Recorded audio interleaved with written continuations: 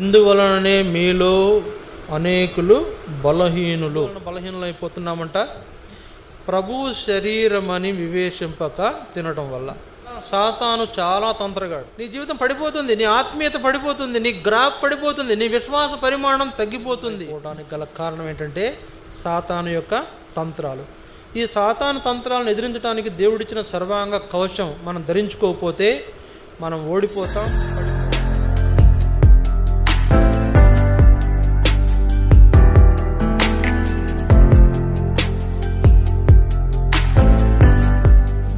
దేవుని వాక్యంలో కొన్ని సంగతులు మనం జ్ఞాపకం చేసుకుని మనం బలలో పాల్పొందుతాం. 1 కొరింథీ 11వ అధ్యాయం చూడండి.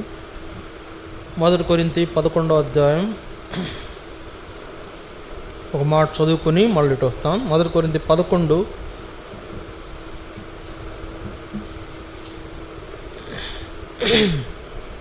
28, 29 వచనాలు చదువుకుంటాం.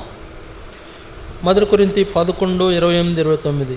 కాబట్టి ప్రతి మనుష్యుడు తను తాను పరీక్షించుకొనవలెను, అలాగూ చేసి ఆ రొట్టెను తిని ఆ పాత్రలోనిది త్రాగవలెను. ప్రభువు శరీరమని వివేచింపక తిని త్రాగువాడు తనకు శిక్షావిధి కలుగుటకే తిని త్రాగుచున్నాడు.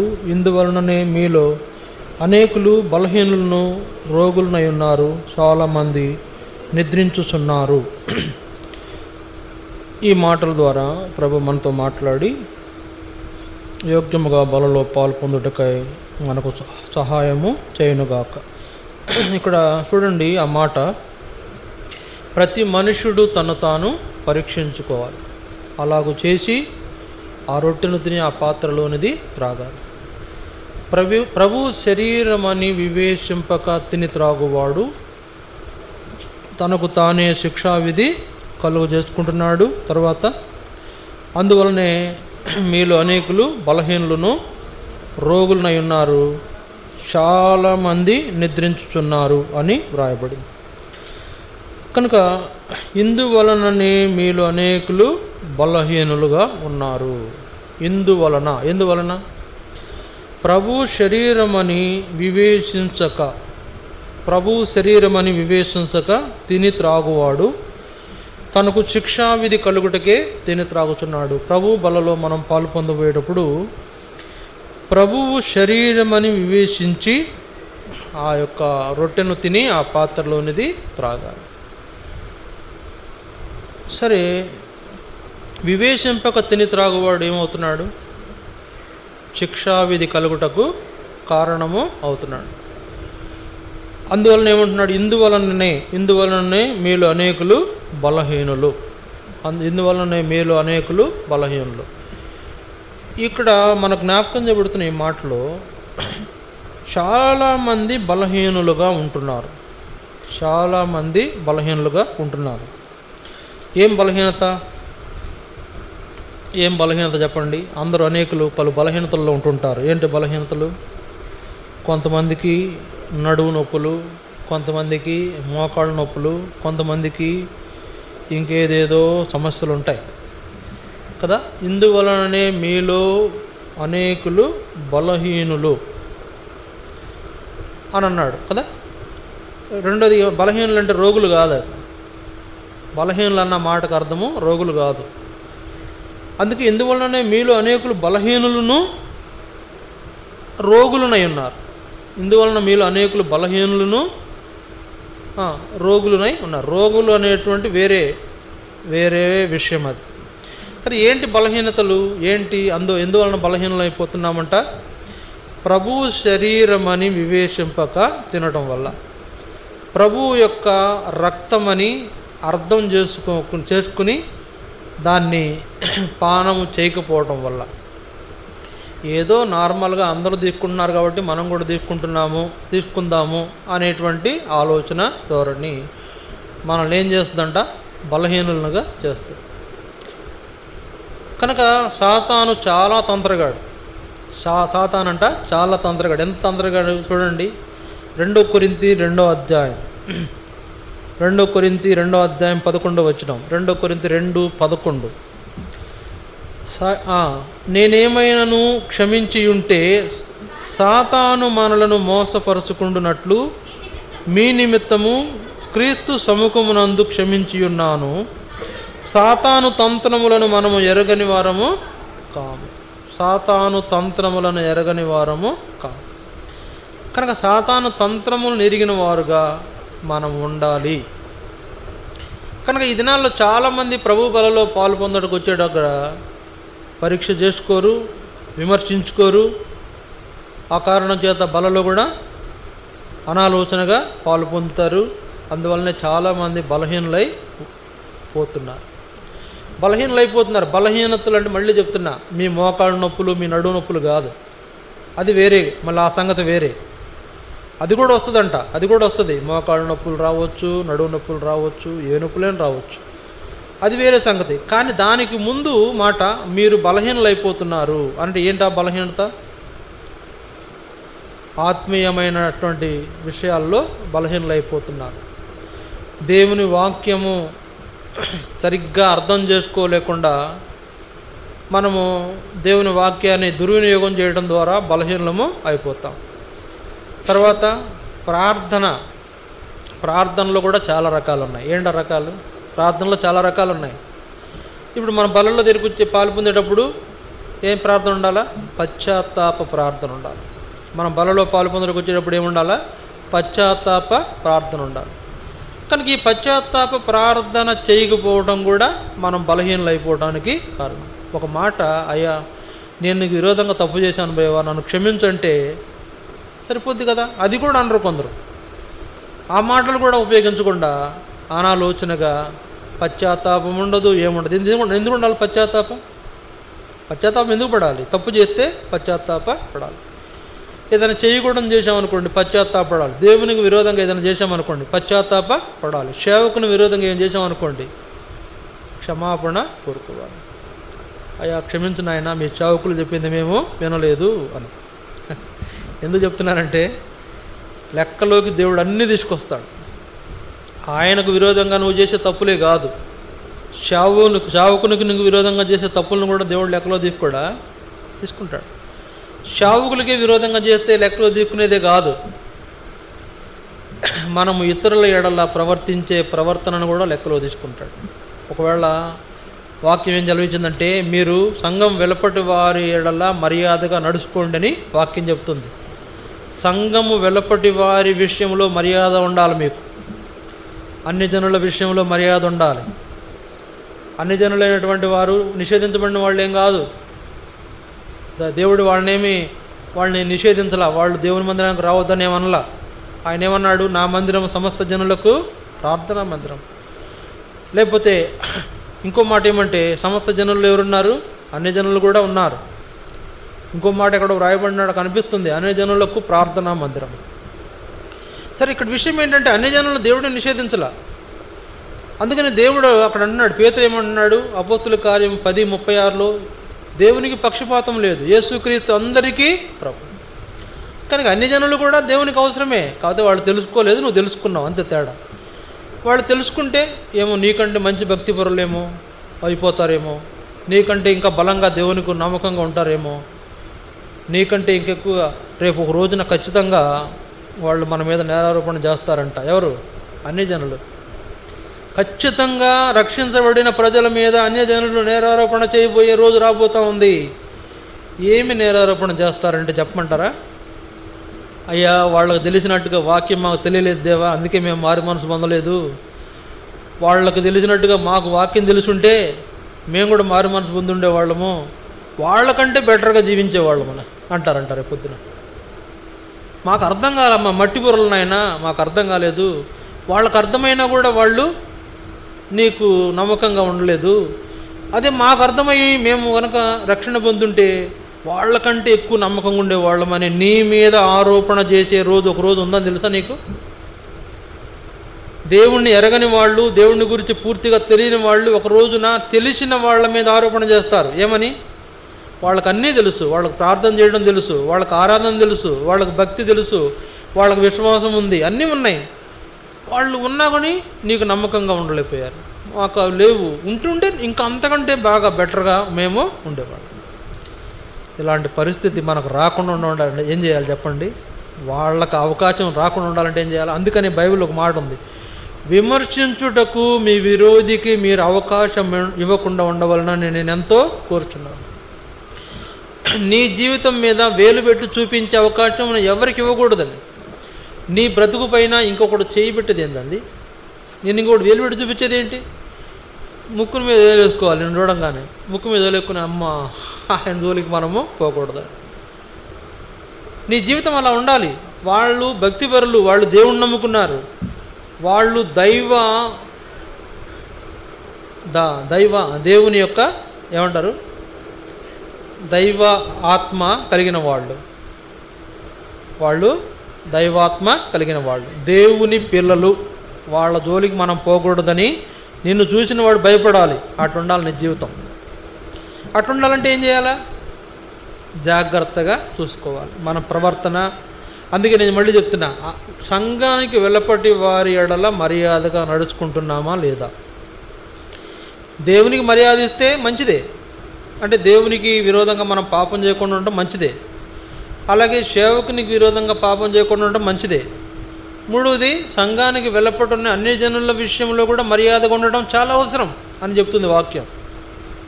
సరే, దేవునికి భయపడతావు, సేవకునికి భయపడతావు, సంఘానికి వెలపటి వారు మర్యాద ఇస్తావు, తోటి విశ్వాసికి తగిన గౌరవం ఇస్తున్నామా? ఈ రోజుల్లో విశ్వాసుల జీవితాల్లో ఇది బాగా ఏమైపోయిందంట, పేరుకుపోయింది. బాగా పేరుకుపోయిన ఒక వ్యర్థమైన విషయం ఏంటంటే, సంఘంలో సంగతి చెప్తున్నాను, సంఘంలో ఉన్న ప్రజల సంగతి చెప్తున్నా. వాళ్ళకంటే నేనే బెటర్. ఏంటంట? వాళ్ళకంటే నేనే బెటర్, వాళ్ళకంటే నేనే బాగా ప్రార్థన చేస్తాను, వాళ్ళకంటే నేనే మందిరంలో అన్ని విషయాల్లో ఉంటున్నా.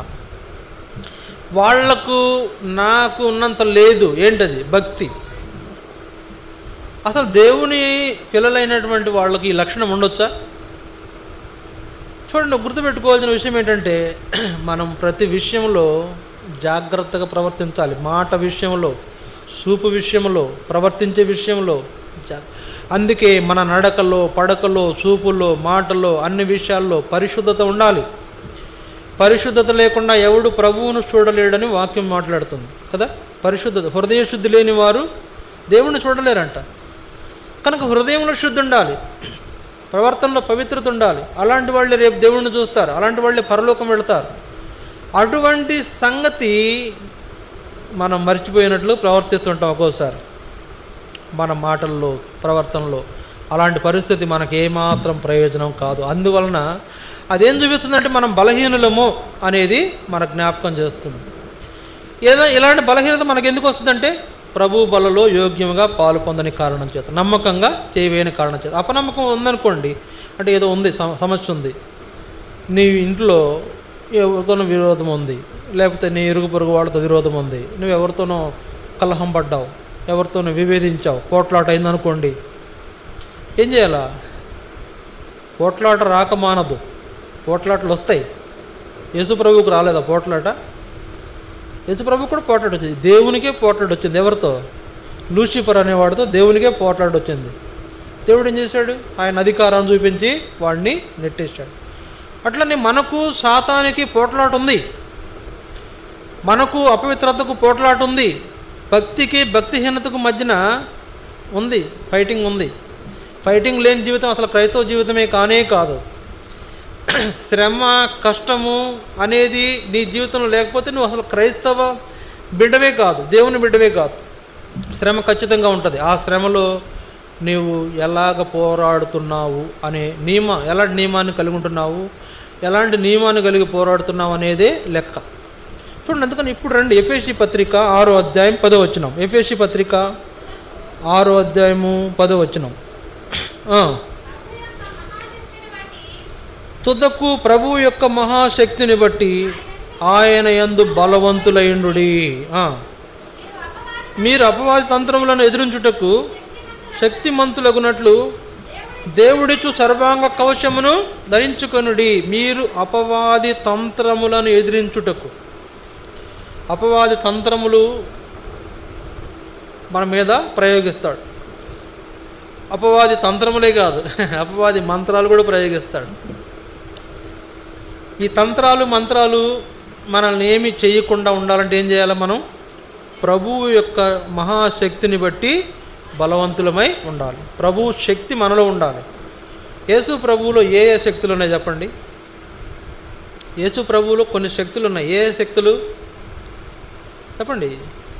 యేసు ప్రభువులో ఉన్న శక్తులు ఏంటంటే, యేసు ప్రభువు యొక్క దైవశక్తి, యేసు ప్రభువు యొక్క రక్తశక్తి, యేసు ప్రభువు యొక్క వాక్య శక్తి, యేసు ప్రభువు యొక్క పునరుద్ధాన శక్తి, ఇట్లాంటి కొన్ని శక్తులు ఆయనలో ఉన్నాయి. ఆయన యందు మనం బలవంతులై ఉండాలంటే ఆ శక్తులన్నీ మనలో ఉండాలా. దైవశక్తి మనలో ఉండాలా, వాక్య శక్తి మనలో ఉండాలా, రక్తశక్తి మనలో ఉండాలా, పునరుద్ధాన శక్తి మనలో ఉండాలా. ఉన్నాయా? దైవశక్తి ఉందా మనకు? దైవశక్తి యొక్క విషయం ఏంటో తెలుసా మీకు? నువ్వేది అంటే అది జరుగుతుంది.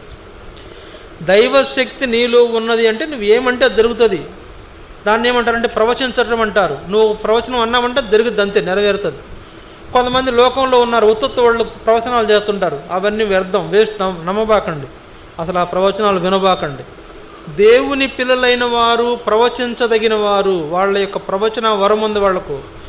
దైవశక్తి ఉన్న వాళ్ళు మాత్రమే ప్రవచించగలుగుతారు. కనుక నువ్వు ఏదంటే అది జరుగుతుంది. అంటే ఏదంటే అది జరుగుతుంది, ఏది పెడుతుంది అంటామా? మనం దీవించాలే కానీ శపించకూడదు కదా. దేవుని పిల్లలు దీవించాలే కానీ శపించకూడదు. మీ నోటి ద్వారా దీవెన వచనమే రావాలి కానీ చేప వచనాలు రాకూడదు. అందువలన మీరు దీవెన వచనాలను ప్రవచించే శక్తి మీకు ఉండాలి. అంటే మీలో దైవశక్తి పనిచేయాలి. ఇప్పుడు యేసు ప్రభువుని బట్టి మీరు శక్తిమంతులు అవ్వాలంటే ఈ దైవశక్తి మీలో పనిచేస్తుండాలి. మనలో దైవశక్తి పనిచేస్తుందా? దయ్యం శక్తి పనిచేస్తుందా? చెప్పండి. ఏ శక్తి పనిచేస్తుంది? ఏ శక్తి పనిచేస్తుంది? మనలో దైవశక్తి ఉందంటే ఒక లెక్క, దయ్యపు శక్తి ఉందంటే ఇంకో లెక్క. దైవ శక్తి ఉంటే ఏం జరుగుతుంది? అంత దుర్భాష వస్తుంది, అంత అపవిత్రమైన భాష, అపవిత్రమైన ప్రవర్తన వస్తుంది. దైవశక్తి ఉంటే ప్రవర్తన ఎలా ఉంటుందంట? దేవునికి యోగ్యంగా ఆ ప్రవర్తన ఉంటుంది. నీ ప్రవర్తన లోపం లేనిదిగా ఉంటుంది. కనుక దైవశక్తి నీలో ఉంటే చక్కగా ప్రవర్తిస్తావు. దేవుని శక్తి నీలో ఉంటే, దేవుని శక్తి నీలో లేకుండా దైవం శక్తి ఉంటే ఇక నీ ఇష్టం, నిన్ను ఎవ్వరూ ఆపలేరు. కొన్ని మాటలు మన నోట్ల నుంచి వచ్చే మాటలు చాలా బలమైన మాటలు ఉంటాయి. చాలా బలమైన మాటలు వాడుతూ ఉంటాం. బలమైన మాటలు అంటే చెప్పమంటారు? మన భాషలో మాట్లాడుకుందామా? బండబూతులు. బలమైన మాటలు అంటే ఏంటి? బండబూతులు. ఏమంటామండి ఒక్కొక్క మాట? విచక్షణ కోల్పోతాం. ఎట్లా పెడితే అట్లా దేవుని పిల్లలు మన సంగతినే మర్చిపోతాం. ఎక్కడో ఒకసారి పొరపాటు జరిగితే అది వేరు, కానీ అసలు పూర్తిగా అదే మన ఇదైతే ప్రవర్తన అయితే అది నీలో దయ్యపు శక్తి బాగా పనిచేస్తుంది. అందువలన సాతాను తంత్రాలను నువ్వు ఎరగాలి. సాతాను తంత్రాలను మనము ఎరగాలి. వాడు మనతో మాట్లాడిస్తాడు. ఏం మాట్లాడిస్తాడు? దూషణ మాటలు మాట్లాడిస్తాడు. సాతాను మనతో దూషణ మాటలు పలికిస్తాడు, మోసపు మాటలు పలికిస్తాడు, అబద్ధాలు పలికిస్తాడు, దుర్మార్గపు మాటలు పలికిస్తాడు. కనుక అందువలన సాతాను తంత్రములను ఎదిరించాలి అంటే నీకేముండాలా? దేవుడిచ్చే సర్వాంగ కవచము ఉండాలి. మొదటిదిగా నీకు ఆయన ప్రభువు యొక్క మహాశక్తితో నువ్వు బలవంతులుగా చేయబడాలి. రెండవదిగా దేవుడిచ్చే సర్వాంగ కవచమును ధరించుకున్న వ్యక్తిగా నీవు ఉండాలి. దేవుడిచ్చే సర్వాంగ కవచం దేవుడిచ్చాడు, నువ్వు ధరించుకోవడమే నువ్వు తర్వాయి. దేవుడిచ్చు సర్వాంగ కవచమును ధరించుకున్నాడు. కాబట్టి ఇక్కడ మనకు జ్ఞాపకం చేయబడుతున్న ఈ మాటలు ఏంటంటే, అపవాది మనలను శోధించినప్పుడు, అపవాది మనలను వివిధమైన తంత్రముల చేత మోసగించినప్పుడు మనం వారిని ఎదిరించే శక్తి మనలో ఉండాలి. ఇంకో మాట ఉంది బైబిల్లో. ఏముందంటే అక్కడ చూడండి, అదే ఎఫెసీ 6వ అధ్యాయము 16వ వచనం 2వ వరుసలో, మీరు దుష్టుని బాణము, అగ్ని బాణములన్నిటినీ ఆర్పాలి అని ఉంది అక్కడ. మీరు దుష్టుని అగ్ని బాణములన్నీ ఆర్పాలి. దుష్టుడు అగ్ని బాణాలు వేస్తాడు. ఏం బాణాలు వేస్తాడు? అగ్ని బాణాలు అంటే అర్థమవుతుందా నేను చెప్పేది? నా భాష కొన్ని ఇంగ్లీష్లో ట్రాన్స్లేటర్ పెట్టమంటారా? లేదా ఇంకేమైనా భాష పెట్టమంటారా? నాకు చెప్తే అర్థమైతే మీకు నేను ఎక్కువగా దీని గురించి చెప్పాల్సిన అవసరం లేదు. దుష్టుని అగ్ని బాణము నీ మీద ప్రయోగించబడుతుంటే నువ్వేం చేయాలి? దాన్ని ఆర్పాలి. ఏంటి దుష్టుని అగ్ని బాణాలు ఏంటి చెప్పండి? ఏంటి దుష్టుని అగ్ని బాణాలు ఏంటి? దుష్టుడు మన మీద ప్రయోగించే అగ్ని బాణాలు మన యొక్క ఆత్మీయ రోషాన్ని చంపేసే ఒక బాణం. మనము దేవుని కొరకు నమ్మకంగా ఉండటం అనే దాన్ని నుంచి మనల్ని తప్పించే ఒక బాణం. మనం దేవుని పనులలో పాలు పొందకుండా మనల్ని ఆటంకపరిచే ఒక బాణం. ఇవన్నీ ఒక్కొక్క బాణాలు మనమే ప్రయోగిస్తాడు కనుకనే మనం ఆయనకు నమ్మకంగా ఉండలేకపోతున్నాము, ఆయన కొరకు ఆత్మీయంగా రోషంగా జీవించలేకపోతున్నాము, మనము ఆయన యొక్క పనులలో చక్కగా పాలు పొందలేకపోతున్నాము, ప్రార్థనలో పాలు పొందలేము, ఆరాధనకు ఆలస్యంగా వస్తున్నావు అంటే వాడు ఖచ్చితంగా ఆలస్యముగా వెళ్ళు అనే ఒక బాణాన్ని మీద ప్రయోగించాడు. నువ్వు ప్రార్థన చేసుకునే రాలేకపోతున్నావంటే నువ్వు ప్రార్థన చేసుకునేటువంటి అవకాశము నువ్వు పాలు పొందకుండా ఆ ప్రార్థన చేసుకునే దాని నుంచి నిన్ను తప్పించే బాణాన్ని మీద ప్రయోగించాడు. అదేంటి ఆ బాణం ఏం ప్రభావం చూపిద్దో మాట జ్ఞాపకం. ఆ ప్రార్థన కూడికలకు మనం ఎక్కడ వెళ్తామండి అంట. ఎంత అంటే ఈ మాట సింపుల్గానే ఉంది. ప్రార్థన కూడికలకు మనం ఎక్కడ వెళ్తాం సార్? వాళ్ళు చేసుకుంటారులే. ఎవరు? పాస్టర్ గారు పాస్టర్మ గారు చేసుకుంటారులే. నువ్వు ప్రార్థన కూడికి ఇప్పుడు వెళ్ళకపోతే ఏమైతుందిలే ఆగుదాం అని అన్నావంటే నీ మీద ప్రాణం ప్రయోగించాడు సాతానుడు. కనుక దుష్టుని అగ్ని బాణాలను ఆర్పకపోతే ప్రార్థనలో పాలు పొందలేవు, ఆరాధనకు ఆలస్యంగా వస్తావు, దేవుని పనుల్లో పాలు పొందలేవు, దేవుని కొరకు రోషంగా జీవించలేవు. దేవుని కొరకు రోషంగా జీవించలేము. దేవుని కొరకు రోషంగా జీవించలేనటువంటి వాళ్లకు మందిరం అన్నా, మందిరంలో పనులన్నా, ఆదివారం ఆరాధన అన్నా, ఏమన్నా కూడా నిర్లక్ష్యమైన వైఖరి వాళ్ళకుంటుంది.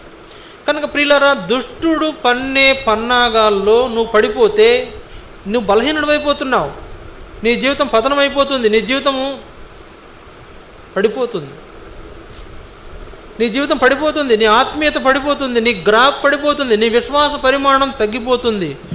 దేవుని వాక్యం మాట్లాడుతుంది, విశ్వాస పరిమాణం గురించి మాట్లాడుతుంది. దేవుని వాక్యం మాట్లాడుతుంది, విశ్వాస పరిమాణం గురించి మాట్లాడుతుంది. నీ యొక్క ప్రేమలో అంటే నీ ప్రేమ ఉండాల్సినంత కాకుండా తగ్గిపోయిన విషయాన్ని గురించి దేవుని వాక్యం అందుకనే నీవు మొదటి ప్రేమను విడిచిపెట్టిదివి అనే మాట దేవుని వాక్యంలో ఉంది. సరే, మొదటి ప్రేమను విడిచిపెట్టిదివి అనే మాట వాడాడంటే అంతకుముందున్నంత ప్రేమగా ఇప్పుడు ఉండలేకపోతున్నాడు ఆ వ్యక్తి. అంతకుముందున్న ప్రేమగా ఇప్పుడు జీవించలేకపోతున్నాడు. అంతకుముందుగా దేవుణ్ణి ప్రేమించినంతగా ఇప్పుడు ప్రేమించలేకపోతున్నాడు. మొదటి ప్రేమ దేవుణ్ణి ప్రేమించాడు, ఇప్పుడు రెండవ ప్రేమ లోకాన్ని ప్రేమిస్తున్నాడు. అందుకని దేవుని వాక్యం మాట్లాడింది, మీరు లోకములో ఉన్న వాటినైనాను ప్రేమించకూడదు. లోకమును ప్రేమించొద్దు, లోకములో ఉన్న వాటిని కూడా ప్రేమించొద్దు. లోకంలో ఏముంది చెప్పండి? ఏముంది లోకంలో? ఇందాక మనం చూసాం, ఏముంది లోకంలో? అపవిత్రత ఉంది. లోకములో అంత అపవిత్రతే. భక్తి కార్యాలు తక్కువ, అపవిత్ర కార్యాలు ఎక్కువ. భక్తి కార్యాలు ఎక్కడో అక్కడక్కడ, అపవిత్ర కార్యాలు విస్తారంగా జరుగుతున్నాయి. లోకంలో జరుగుతున్న అపవిత్ర కార్యాలు చిట్ట పెద్ద లిస్టు 99 రకాలు ఉన్నాయి. పుణ్యకార్యాలు ఒక చోటే, అది కూడా ఎక్కడ? దేవుని ఇలా మనలాంటి చిన్న మందిరాల్లో, పెద్ద మందిరాల్లో కూడా కాదు, చిన్న మందిరాల్లో. కాబట్టి ఈ విధమైన అపవిత్రమైన కార్యాలు జరగడం ద్వారా మనం బలహీనం అయిపోతున్నాం లోకం వైపు చూసి. కనుక మనం దేవుని వైపు చూడాలి. తుదకు ప్రభువు యొక్క మహాశక్తిని బట్టి మనం బలవంతులుగా ఉండాలని హెచ్చరిక చేస్తున్నప్పుడు ఆ యొక్క బలము మనలో పనిచేసే ఆ అనుభవం కనుక మనం ఉంటే బలహీనంగా మనం ఉండం. బలలో అనాలోచనగా పాలు పొందాం, బలలో అయోగ్యంగా చేయి వేయం, మనం బలహీనమైపోయాం, మనం రోగగ్రస్తులము కాము, మనం ఆత్మీయంగా పడిపోయే వాళ్ళంగా ఉండం, ఆత్మీయంగా బలపడే వాళ్ళంగా మనం ఉంటాం. కాబట్టి ప్రియులారా, ఇక్కడ ఎఫెసీ 6వ అధ్యాయంలో దేవుడిచే సర్వాంగ కవచాన్ని ధరించుకోవాలని మాట్లాడుతున్నాడు. ఏంటి దేవుడిచే సర్వాంగ కవచం? దేవుడిచే సర్వాంగ కవచం ఏంటి? మొదట ఒకటి చెప్పండి. దేవుడిచే సర్వాంగ కవచంలో 7 రకాలైన కవచాలు మనకున్నాయి. మొదట ఒక కవచం చెప్పండి, మీకు తెలిసిన ఒక కవచం చెప్పండి. ఎవరైనా ఒకటి చెప్పండి. దేవుడిచ్చే సర్వాంగ కవచం ఏంటో ఒక్కొక్క కవచం చెప్పండి చాలు. నేను మొత్తం పడిపోయారు. దేవుడిచ్చే సర్వాంగ కవచాల్లో 7 కవచాలు ఉన్నాయి. ఒక కవచం చెప్పండి, ఏదైనా ఒకటి చెప్పండి పర్లా. ఏం లేదా? ఏమండి ఏం చక్కగా అనుకుని కూర్చున్నారు? చెప్పండి. దేవుడిచ్చే సర్వాంగ కవచాలు ఒకటి చెప్పు. ప్రార్థన. వెరీ గుడ్, కొట్టండి తప్పండి, బాగా చెప్పాడు. ప్రార్థన. మరి ఉపయోగిస్తున్నావా? సరే, ప్రార్థన. అది కాక ఇంకేమన్నా చెప్పండి. వాక్యం. ఇంకా సరే, నువ్వు ఆగు. ఇంకా చెప్పండి. విశ్వాసం. వెరీ గుడ్, విశ్వాసం కూడా ఒక కవచమే. ఇంకా చెప్పండి. ముగిస్తా, అయిపోయింది, వాక్యం అయిపోయింది. అబ్బే కాదు, అది కవచం కాదు. దేవుడిచ్చే సర్వాంగ కవచంలో 7 ఉన్నాయి, 7 విషయాలు ఉన్నాయి, 7 కవచాలు ఉన్నాయి. ఆ 7 ఆ యొక్క సర్వాంగ కవచములు మనం ధరించుకుంటే అపవాది మనలను ఏం చేయలేడు, మనం అపవాదిని ఎదిరించే వాళ్ళంగా ఉంటాం. అందుకే వాక్యం వినండి, వాక్యం బాగా వినండి, వాక్యం బాగా చదవండి. వాక్యం కొరకైన ఆకలి దప్పులు ఉండాలి మనకు. దేవుడిచ్చే సర్వాంగ కవచాలు 7లో ఒక ఆయన ప్రార్థన చెప్పాడు, 2వది రక్షణ గురించి చెప్పారు, 3వది విశ్వాసం గురించి చెప్పారు, ఇంకా 4 ఉన్నాయి. ఏడమ్మా? పరిశుద్ధత. అంతేనా? Very good. కాదు, అది కవచం కాదు. దేవుడిచ్చారు అక్కడ కింద రాయబడి ఉన్నాయి. కనీసం 5 చదువు చెప్పండి. కింద రాయబడి ఉన్నాయి. ఎఫెసీ పత్రిక 6వ అధ్యాయము అక్కడ 13వ వచనం నుండి 14వ వచనం నుండి రాయబడిన విషయాలు ఉన్నాయి. అయినా చదువుకోండి. దేవుడిచ్చే సర్వాంగ కవచాలు 7. చూడండి, మొట్టమొదట చెప్తున్నాను, ఏముండాలి చూడండి. నడుముకు సత్యమను దట్టి ఉండాలి. నడుముకి ఏముండాలా? సత్యమను దట్టి ఉండాలి. నీ బాడీ మొత్తం యథార్థమైనదిగా ఉండాలి. నీ బాడీ మొత్తం యథార్థమైనది ఉండాలి. 2వది ఏముంది అక్కడ? నీతి అను మైమరువు తొడుగుకొని నీతి కలిగిన జీవితం ఉండాలి. దేవుడిచ్చే సర్వాంగ కవచంలో మొదటి ఏంటంట? సత్యం కలిగిన జీవితం ఉండాలి. 2వది నీ జీవితంలో నీతి కలిగిన వ్యక్తిగా నీవు ఉండాలి. 3వది చూడండి, 3వది పాదములకు సమాధాన సువార్త వలనైన సిద్ధ మనసు జోడు తొడుగుకొని ఉండాలి. సిద్ధ మనసు అంటే దేవుని పనుల కొరకై సిద్ధపడే మనసు ఉండాలి. దేవుని సువార్త ప్రకటించే సిద్ధ మనసు నీకు ఉండాలి. దేవుని మందిరానికి వెళదామనే సిద్ధ మనసు నీకు ఉండాలి. దేవునికి ప్రార్థన చేసుకుందామనే సిద్ధ మనసు నీకు ఉండాలి. దేవుని ఎదుట మోకరించాలనే సిద్ధ మనసు నీకు ఉండాలి. దేవుని వాక్యం వినాలనే సిద్ధ మనసు నీకు ఉండాలి. నువ్వు సిద్ధపడిపోతే ఆయన కూడా ఏం చేయలేడు. నువ్వు వాక్యం చదువుకోవడానికి కూర్చోపోతే ఆయన కూడా ఏం చేయలేడు. నేనేం బలవంతం దిక్కు కూర్చోబెట్టాడు. నువ్వు మోకరించి ప్రార్థన చేసుకోవాలని నీకు అనిపించకపోతే, నువ్వు సిద్ధపడకపోతే ఆయన ఏం చేయలేడు. నీ బిల్లింగ్ లేకుండా దేవుడు ఏమీ చేయలేడు. చేస్తాడా? నీకు అసలు ప్రార్థన చేసుకోవాలని మనసు లేనప్పుడు ఆయన నువ్వు మోకరించు ప్రార్థన చేయని సత ఎత్తాడు అనుకుంటున్నారా? నువ్వు సిద్ధపడకపోతే ఆయన నేను ప్రార్థన చేసుకొని ఇస్తాడు. ఆయన అంటే ప్రార్థన ఎలాగా ప్రార్థన చేసుకో ఆయన ఒత్తిడి నీకు కొంచెం విల్లింగ్ ఉండాలి. ప్రభువా, నేను ప్రార్థన చేసుకోవాలనుకుంటున్నాను, నాకు కొంచెం ప్రార్థనా సమయాన్ని ఇవ్వని ఆ మనసు నీకు ఉండాలి. కనుక నీకు ఈ సిద్ధ మనసు లేకపోతే నువ్వు ప్రార్థించలేవు, వాక్యం వినలేవు, వాక్యం చదవలేవు, మందిరానికి వెళ్ళలేవు, ఆరాధన చేయలేవు, బలలో యోగ్యముగా పాలు పొందలేవు, నమ్మకంగా దేవుని కొరకు జీవించలేవు. అది చాలు సాతాను నేను అమ్మాంతం డమ్మాల కింద పడేయడానికి. సరే, సిద్ధ మనసు ఉండాలి. సిద్ధ మనసు అంటే ఏంటి? దేవుని కొరకైన సిద్ధ మనసు. మందిరానికి వెళదామనే సిద్ధ మనసు, ఆరాధన చేద్దామనే సిద్ధ మనసు, దేవుని పని చేద్దామనే సిద్ధ మనసు, సువార్త ప్రకటిద్దామనే సిద్ధ మనసు.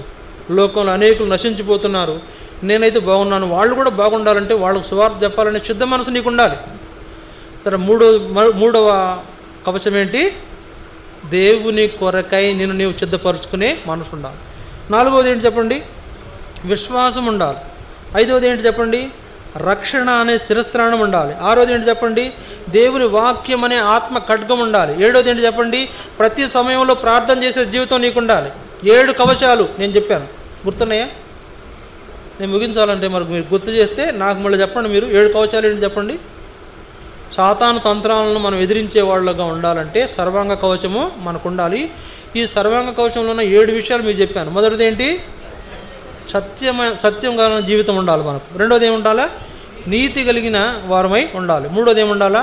దేవుని కొరకు సిద్ధపడాలి. అన్ని విషయాల్లో దేవుని పనుల కొరకై, దేవుని కొరకై సిద్ధపడాలి. నాలుగోది ఏముండాలా? రక్షణయను శిరస్త్రాణం ఉండాలి. ఐదోది ఏముండాలా? నాలుగోది ఏముండాలి? విశ్వాసం ఉండాలి. ఐదోది ఏముండాలా? రక్షణ అనే శిరస్త్రాణం ఉండాలి. ఆరోది ఏముండాలా? దేవుని వాక్యం అనే ఆయుధం మనకు ఉండాలి. దేవుని వాక్యం అనే ఆయుధం లేకపోతే సాతాను నువ్వు ఏ మాత్రం జయించలేవు, కనుక ఓడిపోతావు. దేవుని వాక్యం అనే ఆయుధాన్ని ఉపయోగిస్తున్నావా? దేవుని వాక్యం అనే ఆయుధం. బైబిల్ చదివారు ఈరోజు? బైబిల్ చదివారా ఈరోజు? వెరీ గుడ్, ఒకళ్ళు చదివారు. ఇంకా నువ్వు బైబిల్ చదవకపోతే ఆ ఒక్క విషయం చాలు నీ మీద దాడి చేయటానికి సాతాను. కనుక బైబిల్ చదవాలి, ధ్యానించాలి. బైబిల్ని ఏం చేయాలా? చదవాలి, ధ్యానించాలి. కొంతమంది భక్తుల్ని వారి గురించి విన్నప్పుడు వాళ్ళు ఎప్పుడు చూసినా మోకాళ్ళ మీద ఉండి బైబిల్ ధ్యానిస్తూ ఉంటారంట. ఎప్పుడు చూసినా బైబిల్ ధ్యానిస్తుంటారు. మోకాళ్ళ మీద ఉండి చదువుతూ ఉంటారు. ఏంటి వచనం, ఎందుకు దేవుడు ఇలా మాట్లాడుతున్నాడు, ఇందులో నేనే నేర్చుకోవాలి. ఎప్పుడైనా ఇట్లా చదివాం బైబిల్? ఎందుకు దేవుడు ఇలా మాట్లాడుతున్నాడు, ఇందులో నేనే నేర్చుకోవాలనే విషయం అవగాహన చేసుకుని చదువుతున్నామా? కనుక 7 విషయాల్లో 6వ విషయం ఆత్మ ఖడ్గం. అంటే దేవుని వాక్యం నీ చేతిలో లేకపోతే నువ్వు సాతాన్ని ఓడించలేవు. అన్నిటికంటే ముఖ్యమైనది చివరిది, ప్రతి సమయంలో ప్రార్థన చేయకపోతే నువ్వు ఓడిపోతావు. ఓటమి తప్పదు, ఓడిపోతావు. ఇవన్నీ నువ్వు ఉపయోగించుకునే అవకాశం నీకు దేవుడిస్తే నువ్వు ఉపయోగించుకోకుండా ఉంటే సాతాను తంత్రాల్లో పడిపోయి నీ జీవితం నువ్వే పతనం చేసుకుంటున్నావు, పడిపోతున్నావు, చెడిపోతున్నావు. నీ జీవితాన్ని నువ్వే మోసపరుచుకుంటున్నావు, దేవుణ్ణి కూడా మోసం చేస్తున్నావు. ఫలితంగా చాలా బలహీనమైన, ఆత్మీయంగా చచ్చిపోయిన స్థితిలోనికి నువ్వు వచ్చేస్తున్నావు. అందువలన ప్రియులారా, ఈ విషయాలు జ్ఞాపకం చేసుకోండి. మనము విమర్శించుకోకుండా ప్రభు బలలో పాలు పొందితే బలహీనమైపోవడానికి గల కారణం ఏంటంటే సాతాను యొక్క తంత్రాలు. ఈ సాతాను తంత్రాలను ఎదిరించడానికి దేవుడిచ్చిన సర్వాంగ కవచం మనం ధరించుకోకపోతే మనం ఓడిపోతాం, పడిపోతాం. మనము పోరాడలేము. పోరాడటానికి నిలబడినా కూడా దండకే, పోరాడలేము. ఈ కవచాలు నీకు ధరించకపోతే నువ్వు పోరాడలేవు. ఒకవేళ పోరాడదామన్నా కూడా పోరాడలేవు. ఎందుకంటే ఇవన్నీ నీకు లేవు కదా. అందువలన వాడే నిన్ను జయిస్తాడు. నీ జీవితంలో సత్యం లేదు, నీ జీవితంలో నీతి లేదు, నీ జీవితంలో సిద్ధపాటు లేదు, నీ జీవితంలో విశ్వాసం లేదు, నీ జీవితంలో రక్షణ లేదు. రక్షణ గురించిన విలువ తెలియదు నీకు. తెలుసా? రక్షణ విలువ తెలుసా మనకు ఎవరికైనా? తెలుసుకోండి. అందుకనే మందిరానికి రావాలి. అందుకనే ప్రార్థనలు. ప్రార్థన కొడుకులో కూడా వాక్యం చెప్తాను నేను. ఎంతో కొంత అవగాహన అవుతుంది. బైబిల్ స్టడీ పెట్టాము మధ్యలో, ఎవరు రాలేదని మనం ఆపి ప్రార్థన చేస్తున్నాం. కనుక ప్రార్థన కూటాలు లేకపోతే బైబిల్ స్టడీల్లో మనం పాలు పొందడం ద్వారా ఈ విషయాలను నేర్చుకోగలుగుతాం. రక్షణ అంటే ఏంటనేది నీకు అవగాహన కాకపోతే రక్షణ మనకు అవసరమైనదిగా కనపడుతుందా, పోనీ మనకు అవసరమైనదిగా కనపడట్లేదా? రక్షణ గురించి తెలియకపోతే దాన్ని నిర్లక్ష్యం చేస్తాం కదా. రక్షణ గురించి తెలియకపోతే ఆటోమేటిక్ నిర్లక్ష్యం అయిపోతుంది. ఏం రక్షణ లేండి అంట అయిపోయాయి. ఆ రక్షణ నీకు ఇవ్వడానికి కదా ఆయన కలువరి శిలువలో చనిపోయినాడు. ఆ రక్షణ నీకు ఇవ్వడానికి మేకులు కొట్టబడుతూ వచ్చాడు. ఆ రక్షణ నీకు ఇవ్వడానికి రక్తం కార్చాడు. ఆ రక్షణ నీకు ఇవ్వడం కొరకు ఆయన ప్రాణం ఆయన బలిగా అర్పించుకుంటూ వచ్చాడు. ఆ రక్షణ కోసమే ఒక ఆయన చనిపోయినాడు. ఆ చనిపోయి దిక్కొచ్చిన రక్షణ కూడా మనకు అర్థం కావటం లేదు. అంటే మనం ఓడిపోతామా, గెలుస్తామా? ఖచ్చితంగా ఓడిపోతాం. తన జ్ఞాపకం చేసుకోండి. దేవుడిచ్చే సర్వాంగ కవచం ధరించుకుంటే సాతాన్ను మనం జయించగలుగుతాం. సాతాను ఓడిపోతాడు. సాతాను మన యొద్ద నుండి పారిపోతాడు. అందుకని యాకోబు అనే భక్తుడు రాస్తూ, అపవాదిని ఎదిరించుడి, అప్పుడు వాడు మీ యొద్ద నుండి మనమే పారిపోతున్నామే. ఎక్కడి నుంచి పారిపోతున్నాం? దేవుని సన్నిధి నుంచి పారిపోతున్నాం. ఎక్కడి నుంచి పారిపోతున్నాం? దేవునికి దూరంగా పారిపోతున్నాం. ఓటమిని అంగీకరిస్తున్నట్టే కదా. అది ఎట్లాంటి జీవితం నీకుంటే పోరాటం నేర్చుకోవాలి. దేవుని కొరకై పోరాడే వ్యక్తిగా నువ్వు ఉన్న అనుభవంలోనే యోగ్యముగా బలలో చేయగలుగుతావు. అనాలోచనగా పాలు పొందవు. ప్రభువుని అర్థం చేసుకుంటావు. ఆయన త్యాగాన్ని అర్థం చేసుకుంటావు. ఆయన ప్రేమను గుర్తిస్తావు. ఆయనకు నీ జీవితాన్ని సమర్పించుకొని ప్రభు కొరకు నమ్మకంగా సర్వాంగ కవచం కలిగి నడుచుకునే వ్యక్తిగా ఉంటావు. అలాంటి వ్యక్తిగా నువ్వు ఉండాలంటే నమ్మకంగా, అనాలోచనగా కాకుండా యోగ్యముగా యోచించి, నా కొరకు చనిపోయిన ఆయన శరీరము, నా కొరకై చిందించబడిన రక్తములు ఈ పాత్రలో ఉన్నది ఆ రక్తము అని అర్థం చేసుకుని బలలో పాల్పొందితే ఆత్మీయంగా బలపడతావు, అభివృద్ధి అవుతావు. దేవుడు నీకెంతో సహాయం చేసి నిన్ను ఆశీర్వదిస్తాడు. అలాంటి అనుభవంలో వాక్య ప్రకారం మనం బలలో పాలు పొందినట్లు మౌనంగా మోకరించండి, కొద్దిసేపు ప్రార్థనలో ఉండండి. మనం బలలో పాలు పొందబోతున్నాం.